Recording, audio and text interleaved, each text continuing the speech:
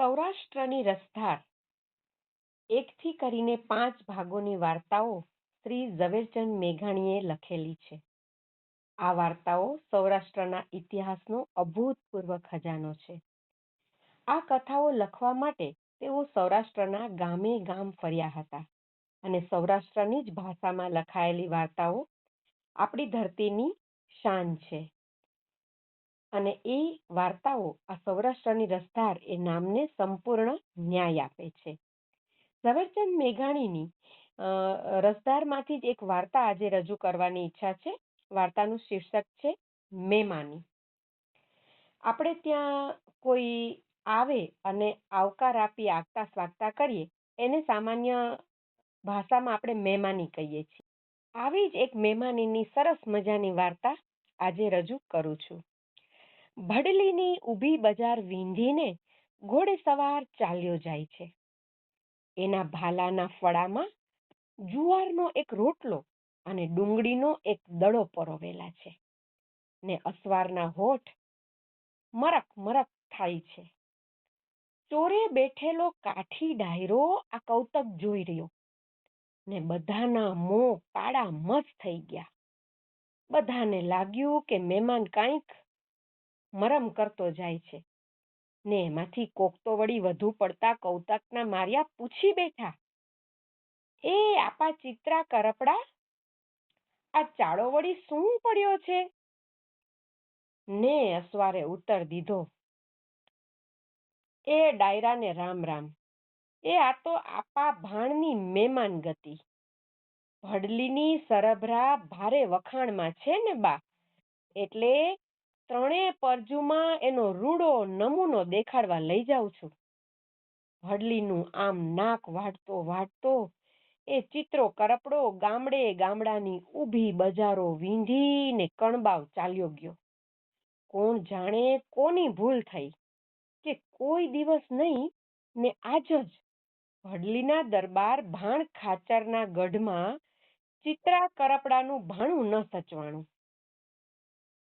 ભાણા ખાચર ઘેરે નહીં અને કોઈકે કરપડાને ડુંગળી ને રોટલો પીરસા. ભાણ ખાચર જ્યારે ઘેર આવ્યા ત્યારે બાઈએ વાત કરી કે ચિત્રો ડુંગળી ને રોટલો ભાલે ચડાવીને આપણા ખોરડાને ફજેત કરતો ગયો છે. ભાણ ખાચર ખીજાયા. બાપડો એક ગામડીનો ધણી અને મારી આબરૂ ઉપર હાથ નાખી ગયો. એટલું બોલીને મનમાં વેર લેવાનો વિચાર કર્યો. પણ કઈ માથા વાડીએ આવા વેર થોડા વડે? તલવારના વેર તલવારથી લેવાય ને રોટલાના વેર રોટલાથી. ચિત્રે કરપડે ઘેર જઈને પોતાની કાઠિયાણીને ચેતાવી દીધી, ધ્યાન રાખજે કાઠિયાણી, ભાણ ખાચર નાક કાપવા આવશે, લાખ વાતે આવ્યા વગર નહીં રે. કાઠિયાણીએ બોલી, ફકર નથી કાઠી, તમ તારે ચિંતા ના કરો. તે દિવસથી રોજે રોજ ગામના કાઠીઓના ઘેરે ઘેરે ચૂલામાં અગ્નિ તૈયાર જ રહે. દહીંના પેંડા, દૂધના દોણા, દળેલી સાકર ને ચૂલે મૂકવાના ચોખા બધું તૈયાર રાખે. સાજણી ભેંસો પણ હાજર રાખે. સાજણી ખબર છે ને? સવારે ને સાંજે તો ભેંસું દોવા આપે, પણ બપોરના અને મધરાત જેવા કટાણે જો કોકવાર દૂધની જરૂર પડે અને એટલા માટે અમુક ભેંસોને સવાર સાંજ ના દોહે ને બપોરે ને મધરાતે દોહે, એને કહેવાય સાજણિયું. તો આવી સાજણિયું ભેંસુય તૈયાર રાખે. અને ચિત્રો કરપડો પણ ફેરો કરવા જાય ત્યારે સાકર અને ચોખા સિવાય બીજું કાંઈ લૂંટે નહીં. હવે એક વારની વાત, ચિત્રો ફેરે ચાલ્યો ને કેતો ગયો, ભાણ ખાચર આવે તો મારા આવતા પેલા રજા દેશો નહીં. બીજે દિવસે બરાબર મધ્યાહને ભાણ ખાચરે 100 ઘોડે આવીને પૂછ્યું, એ આપો ચિત્રો છે કે નહીં? ઓરડેથી આઈએ કેરાયું, કાઠી તો ઘેર નથી, પણ કઈ ઘર હારે લેતા નથી ગયા. ભાણ ખાચર જો જાય તો એને સુરત દેડની આણ છે. ભાણ ખાચરને તો આટલું જ જોતું હતું. કાઠીઓએ આવીને 100 અસવારોના ઘોડા ગામમાં ઘેર ઘેર બાંધી લીધા. લીલા છમ બાજરાના જોગાણ ચડાવી દીધા.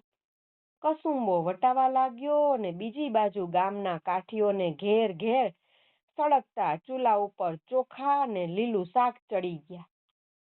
અહીં જ્યાં અમલની અંજલીઓ એ આપાના સમ, મારું લોહી વગેરે સોગંદ આપીને પીવરાવી દીધી, ત્યાં તો ખવાસ બોલાવવા આવ્યો છાશ પીવા. દરબારગઢની લાંબી ધોળેલી અને ચાકડા તોરણથી શણગારેલી ફૂલ જેવી પરસાળની અંદર રેશમી રજાઈઓમાં 50 ભૂખ્યા કાઠીની પંગત સામ સામી બેસી ગઈ ને તાંસળીમાં ચોખા, સાકર ને દૂધ પીરસાણા. પડખે ઘઉંની ઘિયાળી રોટલીઓ મુકાણી. તાણ કરીને મહેમાનોને ગળા સુધી જમાડ્યા.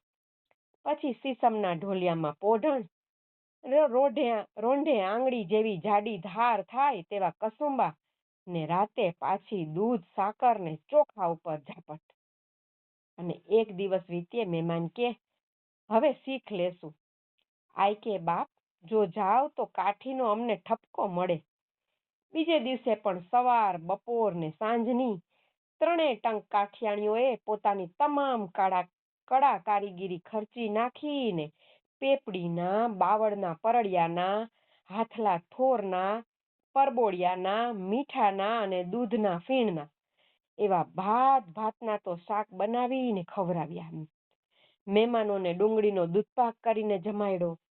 માથે ભાત ઉપડે એવા સાકરના રોટલા બનાવ્યા. ચોખાની બરદ, સેવની બરદ ને હરીસો રાંધ્યો. કોણ જાણે એવો તે ઓપ એ હરીસાને આપ્યો કે એના ચાસલામાં માણાનું મોં દેખાય. કાઠીઓ ખાવા બેસતા ત્યારે આંગળા કરડતા અને કોઈ શાક પાંદડાને તો ઓળખી જ શક્યા નહીં. એમ 3 દિવસ વીત્યા. પણ મહેમાન ગતિમાં જરાય મોડપ કહેવાય એવું આપા ભાણને ક્યાંય ન લાગ્યું. હવે એણે 2 હાથ જોડીને ઓરડે કેવરાવ્યું, આય, હવે તો હદ થઈ. ચિત્રાના ખોરડાની ઓળખાણ હવે તો પૂરેપૂરી થઈ ગઈ. આય, હવે રજા આપો. આઈએ ફરી જવાબ મોકલ્યો, આપા ભાણા, તમારે ઓરડે તો જોગમાયા કમરીબાઈના બેસણા છે ને અમે તો રંક કાઠી કહેવાઈએ. ગજા સંપત પ્રમાણે રાબને છાસ પીરસી છે ને તમે મોટું મન રાખીને અમારી પરોણાગત લીધી, એ તો અમારી શોભા કહેવાય. 100 ઘોડે ભાણ ખાચર ચડી નીકળ્યા. આવ્યા તા તો વેર લેવા, પણ આ તો ઉલટું પોતાને માથે વેર વાળ્યું ને ત્યાં તો ગામના સીમાડા ઉપર જ કરપડો સામે મળ્યો. સામસામા રામ રામ થયા. ચિત્રો કે બા, ઘોડા પાછા ફેરવો. ભાણ ખાચરે 2 હાથ જોડ્યા ને કહ્યું, આપા, 3 દિવસ થઈ ગયા ને આઈએ કાંઈ બાકી નથી રાખ્યું. અરે વાત છે કાંઈ, ભાણ ખાચર જેવો કાઠી બાયડીઓનો મહેમાન બનીને વયો જાય. ભાણ ખાચરે બહુ આજીજી કરી. મરમમાં જણાવી દીધું, આપા, ઘરની પરીક્ષા તે ઘરની બાયડી જ આપે. પછી ત્યાં એક વાવ હતી. એ વાવને કાંઠે બેસીને ચિત્રે કસુંબો કાઢ્યો. પણ કસુંબો લેવાઈ રહ્યા પછી કંઈક ગળ્યું જોઈએ. ઉનાળો ધોમ ધકતો હતો. સૌના ગળા સોસાતા હતા. શરબત કરવું હતું પણ ઠામ ના મળે. ચિત્રાની સાથે સાકરના 3-4 છાલકા હતા. લ્યો બા, હુજી ગયું, એમ કહીને એણે 4 છાલકાની સાકર વાવમાં પધરાવી. ડાયરો કે, અરે આપા, હા હા હા. અરે એમાં હા હા શું? ભાણ ખાચર જેવા મહેમાન ક્યાંથી? આખી વાવમાં શરબત થઈ ગયું. સૌએ પીધું, રામ રામ કરીને ચાલી નીકળ્યા. ચાલતા ચાલતા ભાણ ખાચર બોલ્યા, બા, ચિત્રો રોટલા વીંધે ને એ પરમાણ. ઝવેરચંદ મેઘાણીની સૌરાષ્ટ્રની રસધાર ભાગ 3 માંથી આ વાર્તા લીધેલી છે.